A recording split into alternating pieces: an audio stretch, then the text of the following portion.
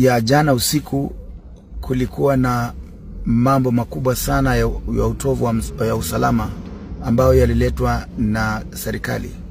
Serikali ilinivamia pamoja na makenge mara 3 usiku.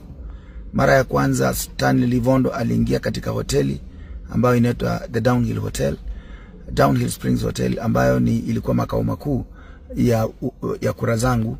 Kwa hivyo tulikuwa tumeweka tallying center ya binafsi hapo, bila tulikuwa tumeshawishiwa na IBC.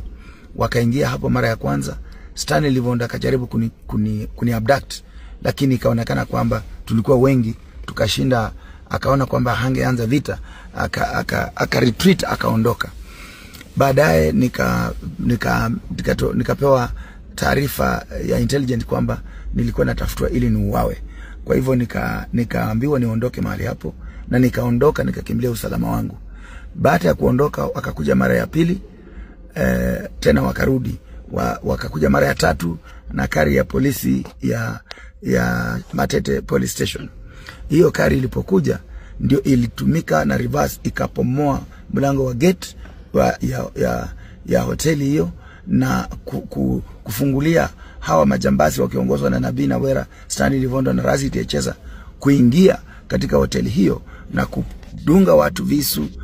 Dereva wangu amedungwa kisu kwa macho, amedungwa mkongo, amedungwa kila mahali. Kijana yangu mwingine amedungwa tumbo mpaka matumbo ikatoka nje.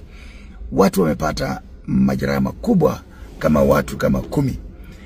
Hata ya hayo majeraha kufanyika, wakapika magari zenye zilipatikana hapo zote. Hakuna gari hata moja inaweza ikafanya kazi. Wakajaribu kuchoma hiyo hoteli kwa kuwasha gas, lakini Mungu alikataa. Walipika kiberiti, kesi ikakataa kuwaka. Wakapika tena kiberiti, kesi ikakataa kuwaka. Wakapiga kiberiti mara ya 3, kesi ikakataa kuwaka. Kwa hivyo hiyo naona kwamba ilikuwa miujiza ya Mwenyezi Mungu ambaye iliokoa, kwa sababu kama hiyo kesi ingewaka tungekuwa na maafa makubwa sana katika hoteli hiyo. Leo asubuhi wamekuja tena. Usiku walikuwa karibu 300 wale walivamia hoteli.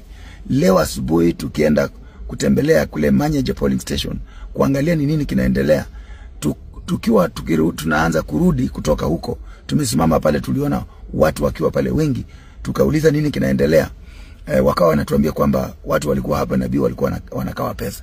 Tukiwa tumesimama hapo bado tunataka kutoka, kwa muda kama mataka 2 magari zikaja kama magari 20 kwa fujo kabisa. Polisi akatoa bunduki, akapika risasi ile kari nilikuwa nimekaa nayo ndani.